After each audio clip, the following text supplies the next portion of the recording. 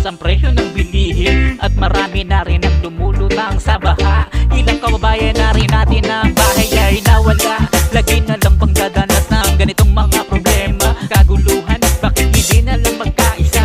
Hindi naman kailangan natin ay maglaban-laban. Tayo ay Pilipino, iisa lang ang lupa na tinatapakan. Kahirapan, yan ang matindi na kalaban. Huwag puro sisi, kailangan din natin kilusan. Walang mangyayari kung puro tayo bangayan, dahil pare-parehas lang tayong mahihirapan. Paano gagaan kung puro tayo siraan? Bawat Pilipino ay merong karapatan, bakit hindi na lang magkaisa? Kahirapan ay tapakan. Kahit anong pagsubok, huwag kang susuko kaibigan. Magkakaisa ang dapat natin na kailangan. Tayo ay Pilipino, ito ang ating bayang sinilangan. Sabay-sabay natin labanan ang kahirapan. Sa mga pagkakadapa kailangan nating tatagan.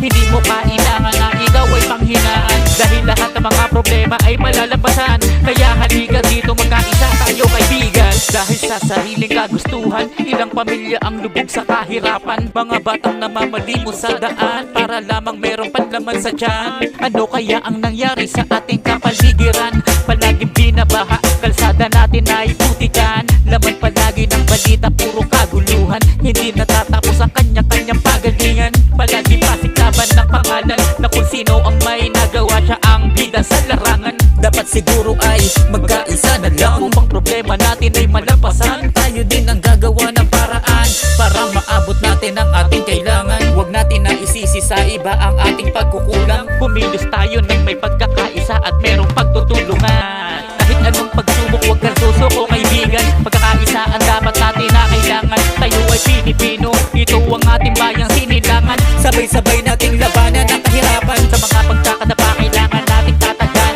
Hindi mo kailangan na ikaw ay panghinaan, dahil lahat ng mga problema ay malalampasan. Kaya halika dito, magkaisa tayo kaibigan. Kahit anong pagsubok, huwag kang susuko kaibigan. Pagkakaisa ang dapat natin na kailangan. Tayo ay Pilipino, ito ang ating bayang sinilangan. Sabay-sabay nating labanan